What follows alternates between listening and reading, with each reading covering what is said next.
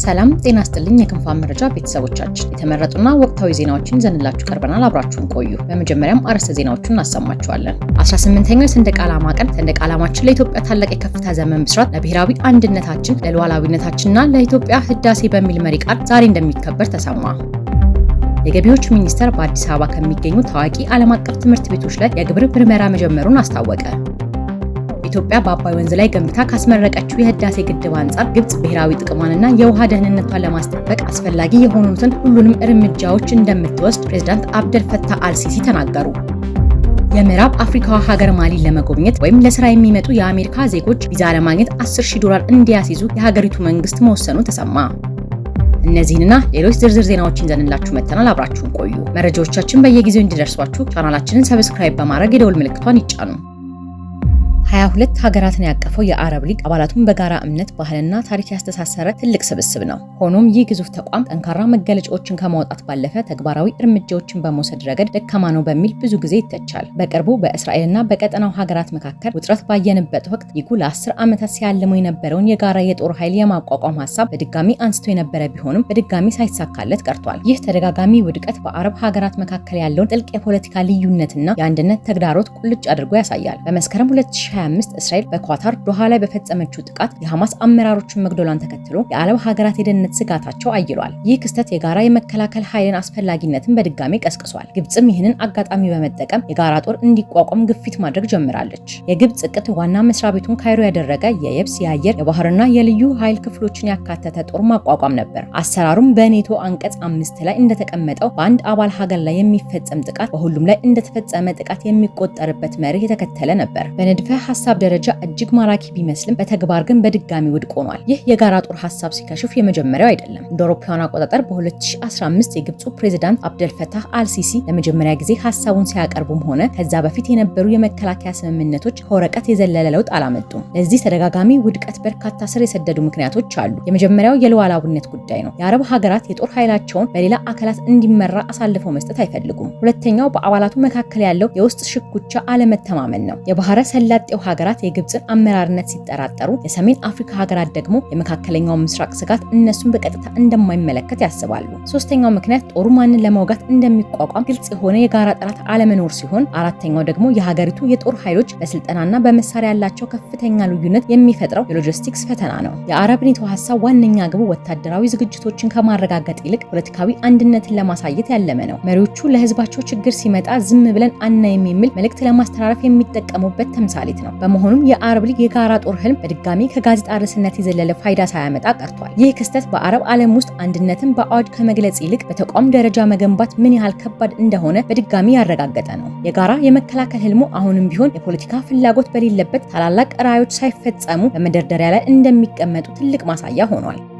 ኢትዮጵያ በአባይ ወንዝ ላይ ገንብታ ካስመረቀችው የህዳሴ ግድብ አንጻር ግብጽ ብሔራዊ ጥቅሟንና የውሃ ደህንነቷን ለማስጠበቅ አስፈላጊ የሆኑትን ሁሉንም እርምጃዎች እንደምትወስድ ፕሬዝዳንት አብደል ፈታህ አልሲሲ ተናገሩ። ፕሬዝዳንቱ ኢትዮጵያ ታላቁ የህዳሴ ግድብን በማስተዳደር ላይ የተከተለችው ባለው ኃላፊነት የጎደለው አካሄድ ላይ ሀገራቸው እጇን አጣጥፋ አትመለከትም ብለዋል። አልሲሲ በዋና ከተማቸው ካይሮ ለተካሄደው 8ኛው የውሃ ሳምንት ተሰብሳቢዎች በቪዲዮ ባስተላለፉት መልእክት ግብጽ ዲፕሎማሲና ዓለም አቀፍ ተቋማት በይበልጥ በተባበሩት መንግስታት ድርጅት ላይ መተማመኗ እንደ ድክመት መቆጠር የለበትም ብለዋል። ግብጽ ታላቁ የህዳሴ ግድብ ከአባይ ወንዝ የምታገኘውን የውሃ መጠን ይቀንስብኛል ስትል አጥብቃ ስትቃወም የነበረ ቢሆንም ፕሬዝዳንቱ እሁድ ዕለት ባደረጉት ንግግር ላይ ግን ባለፉት ሳምንታት በሱዳን ውስጥ ለተከሰተው የጎርፍ መጥለቅለቅ የኢትዮጵያን ግድብ ተጠያቂ አድርገዋል። ኢትዮጵያ ግድቡን ተገቢ ባልሆነ ሁኔታ እያስተዳደረችው በመሆኑ ባልተመጣጠነ የውሃ ፍሰት ምክንያት ባለፉት ቀናት በሁለቱ የታችኛው ተፋሰስ ሀገራት ውስጥ ጉዳት ደርሷል ብለዋል። ፕሬዝዳንቱ በንግግራቸው ላይ ከግድቡ ምርቃት ከጥቂት ቀናት በኋላ የተከሰተው ነገር በግድቡ የስራ ሂደት ላይ ህጋዊ አሰሪ ስምምነት እንዲደረስ ያቀረበው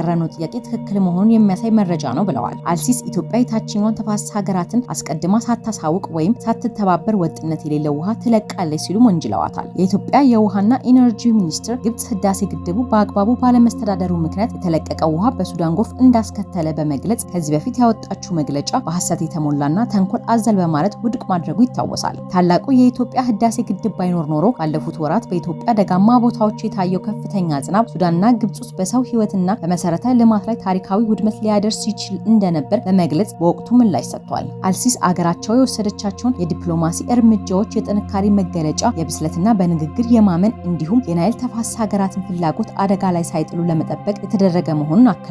የግብፁ ፕሬዝዳንት ድርቅና የውሃ መጥለቅለቅ በሚኖርበት ወቅት የውሃ አለቃቀቅ ለመቆጣጠር የሚያስችል አሳሪ የሆነ ስምምነት በሁለቱ የታችኛው ተፋሰስ ሀገራት ያካተተ ስምምነት እንዲኖር የጠየቁ ሲሆን በላይኛው የተፋሰስ ሀገራት የእድገት ፍላጎትና የታችኛው ተፋሰስ ሀገራት ከጉዳት ለመከላከል በሚኖር ሚዛን መካከል ብቸኛ አማራጭ ነው ብለዋል። ፕሬዝዳንቱ ግብጽ በአባይ ወንዝ ላይ የሚኖር የተናጠል እርምጃን የማትቀበለው ዓለም አቀፍ አሰራሮችና ስምምነቶችን ወደ ጎን ስለሚል የተፋሰሱ ሀገራት ፍላጎትን ስጋት ላይ ስለሚጥል እንዲሁም የፍትህና መረጋጋት መርሆችን ዝቅ ስለሚያደርግ መሆኑን በንግግራቸው ላይ አንስተዋል። ልማት የአንድ ሀገር ጉዳይ ብቻ አይደለም ያሉት አልሲሲ የወንዙ ህዝቦች የጋራ በሆነ ኃላፊነትና በትብብር ብቻ ሊጠበቅ የሚችል መብት ነው፣ የተናጠል እርምጃ አይደለም ብለዋል። በህዳሴው ግድብ ግንባታ ወቅት ለ14 ዓመታት በተለያዩ ዙር የተደረገውን ድርድር የጠቀሱት ፕሬዝዳንቱ የሁሉም ፍላጎት ከግምት ያስገባ አሳሪ ህግና በመብቶችና በግዴታዎች መካከል ሚዛን የጠበቀ አስገዳጅ ስምምነት ታሳቢ ያደረገ ፍትሃዊና ብልሃት የተሞላበት የዲፕሎማሲያዊ መንገድ እንደነበር ተናግረዋል። ፕሬዝዳንቱ በንግግራቸው ካይሮ ኢትዮጵያ ያስቀመጠቻቸውን የልማት ግቦች የሚያሟሉ በርካታ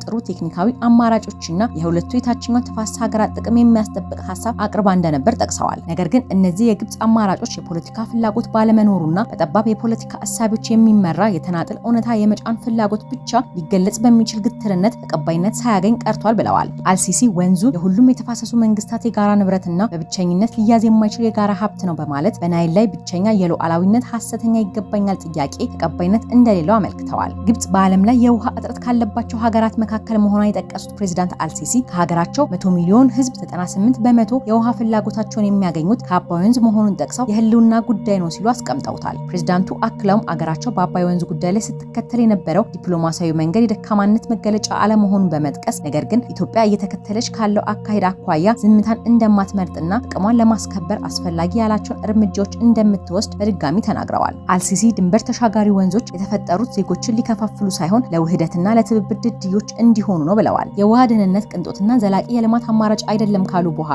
እነሱ ሊጠበቁ የሚችሉት በዓለም አቀፍ ሕግ በጋራ ጥቅምና ሁሉንም ተጠቃሚ በሚያደርግ መርህ ላይ በተመሰረተ ፍትሃዊ አጋርነት ብቻ ነው ሲሉ ተናግረዋል። ግብጽና ሱዳን በታላቁ ህዳሴ ግድብ አስተዳደርና የውሃ ሙሌት ላይ ለዓመታት ድርድር ያደረጉ ሲሆን ሁሉንም የሚያስማማ መቋጫ ላይ ሳይደርሱ የግድቡ ግንባታ ተጠናቆ ስራ ጀምሯል። ግብጽ በአፍሪካ ግዙፍ የሆነውን ግድብ ጉዳይ ባለፉት ዓመታት የተባበሩት መንግስታት ድርጅት ለአፍሪካ ህብረትና ለአረብ ሊግ በማቅረብ በኢትዮጵያ ላይ ጫና ለማሳደር ሞክራለች። በዓለማችን በርዝመቱ የሚታወቀው የአባይ ወንዝ ከ85 በመቶ በላይ ውሃን የሚያገኘው ከኢትዮጵያ ሲሆን የወንዙ አብዛኛውን ውሃ የምትጠቀመው ግብጽ በኢትዮጵያ የተገነባው ግድብ በበላይነት ስትጠቀም የነበረውን የውሃ መጠን ያሳጣኛል የሚል ስጋት ፈጥሮባታል። ግብጽ በአውሮፓውያኑ በ1959 የተፈረመውን አብዛኛውን የውሃን ድርሻ የሚሰጣት የቅኝ ግዛት ስምምነት በመጥቀስ የወንዙን ውሃ ሙሉ በሙሉ በበላይነት ለብቻዋ የመጠቀም ፍላጎት በማለት ኢትዮጵያ ይህ ሁኔታ መለወጥ እንዳለባት ስትከራከር ቆይታለች። ኢትዮጵያ በአባይ ወንዝ ላይ ያላት ድርሻዋን ባረጋገጠ መልኩ ፍትሃዊና ምክንያታዊ አጠቃቀም ላይ ስምምነት እንዲደረስና ግንባታው የግብጽን የውሃ ደህንነት ላይ አደጋ እንደማይጥል በተደጋጋሚ ገልጻለች።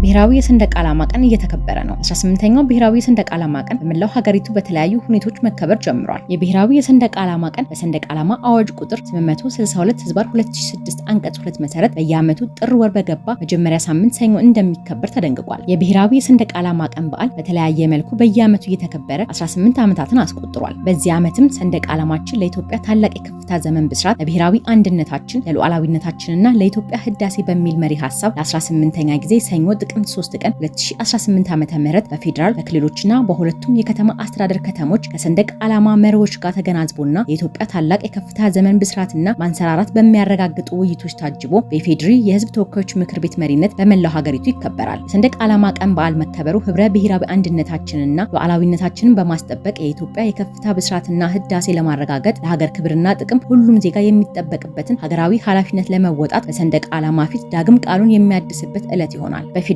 የመንግስት ተቋማት በክልሎችና በሁለቱም ከተማ አስተዳደሮች በመከላከያ ሰራዊት ካምፖች እንዲሁም በኤምባሲዎችና የኢትዮጵያ ሚስዮኖች በተመሳሳይ ሰዓት ከረፋዱ 4:30 ላይ ሰንደቅ ዓላማ በመስቀልና በሰንደቅ ዓላማ ፊት ቃለ መሐላ ላይ መፈጸም ስነ ስርዓት የሚከበር ይሆናል። በኢፌዴሪ ህገ መንግስት መሰረት የኢትዮጵያ ሰንደቅ ዓላማ ቀለማትና በሰንደቅ ዓላማው መሃል የሚገኘው አርማ ትርጉም ይህንን ይመስላል። አረንጓዴው ስራ የልምላሜና የእድገት ምልክት ነው። ቢጫው የተስፋ የፍትህና የእኩልነት ምልክት ነው። ቀዩ ለነጻነትና ለእኩልነት መስፈን የሚደረግ የመስዋዕትነት የነጻነትና የጀግንነት ምልክት ነው። እንዲሁም በሰንደቅ ዓላማው መሃል ላይ የሚገኘው አርማ ትርጉም ክብ የሆነው ሰማያዊ መደብ ሰላምን ያመለክታል። ቀጥታና እኩል የሆኑት መስመሮች የብሔሮችን፣ ብሔረሰቦችና ህዝቦችን እንዲሁም የሃይማኖትን እኩልነት ያመለክታል። ቀጥታና እኩል ከሆኑ መስመሮች የተዋቀረው ኮከብ የኢትዮጵያ ብሔሮች፣ ብሔረሰቦችና ህዝቦች በመፈቃቀር የመሰረቱት አንድነትን ያመለክታል። ቢጫ ጨረሩ ደግሞ በመፈቃቀር አንድነት ለመሰረቱ ብሔር ብሔረሰቦች የፈነጠቀውን ብሩህ ተስፋ ይጠቁማል።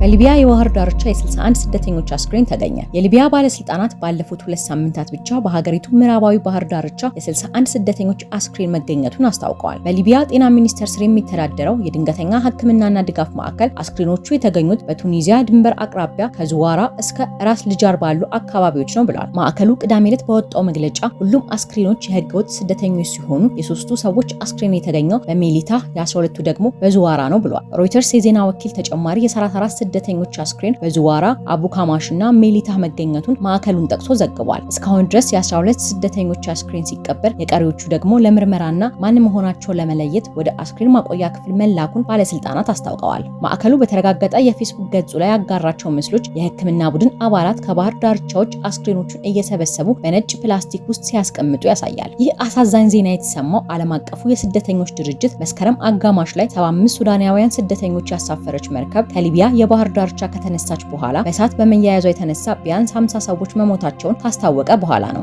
ሊቢያ ከአፍሪካና ከመካከለኛው ምስራቅ ወጥተው ወደ አውሮፓ በባህር ለማቋረጥ የሚፈልጉ ህገወጥ ስደተኞች ቁልፍ መሸጋገሪያ ሀገር ናት። የዓለም አቀፉ የስደተኞች ድርጅት በአሁኑ ወቅት በሊቢያ ከ45 ሀገራት የመጡ 900,000 ስደተኞች እንደሚኖሩ ይገመታል። እንደ አውሮፓውያኑ አቆጣጠር በ2011 ሙአመር ጋዳፊ ከስልጣን ከተወገዱ አንስቶ ሀገሪቱ ወደ ለየለት አለመረጋጋት ውስጥ ገብታ ቆይታለች። የባህር ዳርቻዎቿም የበርካታ ስደተኞችን ህይወት እየቀጠፉ የህገወጥ መተላለፊያ ዋና መስመር ሆነው እያገለገሉ ይገኛሉ።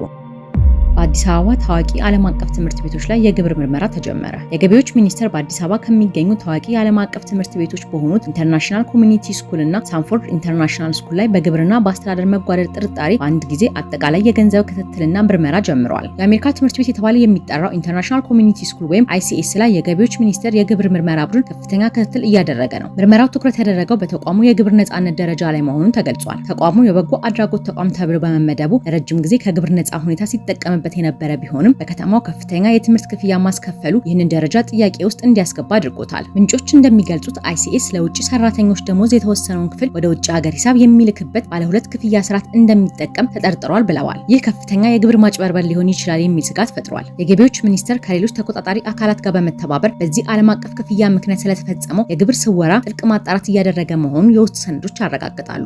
ይህ ምርመራ የመጣው የICS ፖሊሲን በሚመለከት ቀደም ሲል ከወላጆች በቀረቡ ቅሬታዎች መካከል ሲሆን ይህም ክፍያው በአሜሪካ ዶላር ብቻ ከ11760 እስከ 36520 የሚደርስ ሲሆን ይህም ፍትሃዊ ያልሆነና ተግባራዊ ሊሆን የማይችል ነው ተብሎ ይታሰባል። ይህ ፖሊሲ የውጭ ምንዛሬ ለማግኘት ወደ ህገ ወጥና ውድ ወደ ሆነው ወደ ጥቁር ገበያ እንዲገቡ ያስገድዳቸዋል። ይህም የኢትዮጵያን የፋይናንስ ህግ በመጣስ የሀገር ውስጥ ግብይትን በብር እንዲካሄድ ይደነግጋል። ይህም በመደገፍ ከኦገስት 1 2025 ጀምሮ ያለው የICS ኦፊሴላዊ የትምህርት ክፍያ በUSD ወይም ተመጣጣኝ በሆነ የሃርድ ምንዛሬ መፈጸም እንዳለባቸው ይደነግጋል። መመሪያው የገንዘብ ዝውውሮችን ጨምሮ የተለያዩ የመክፈያ ዘዴዎችን ይዘረዝራል እና ገንዘቦቹን በዩናይትድ ስቴትስ ወደሚገኝ የቲዲ ባንክ አካውንት እንዲላኩ በግልጽ መመሪያ ይሰጣል። በተመሳሳይ ሁኔታ የገቢዎች ሚኒስቴር በሳንፎርድ ኢንተርናሽናል ስኩል ላይ የተለየ ምርመራ እያካሄደ ነው። ሚኒስቴሩ ሳንፎርድ የበጎ አድራጎት ተቋም ሆኖ ቢመዘገብም ወላጆች በሚያስከፍለው ከፍተኛ ክፍያ ምክንያት ለትርፍ የተቋቋመ አካል ሆኖ እየሰራ ነው የሚል ክርክር አቅርበዋል። በዚህም መሰረት ከትምህርት ክፍያው የተገኘው ገቢ ከግብር ነፃ ሳይሆን ለግብር የሚከፈልበት ነው ብሏል። ትምህርት ቤቱ በራሱ ኦዲት የተደረገ የሂሳብ መግለጫና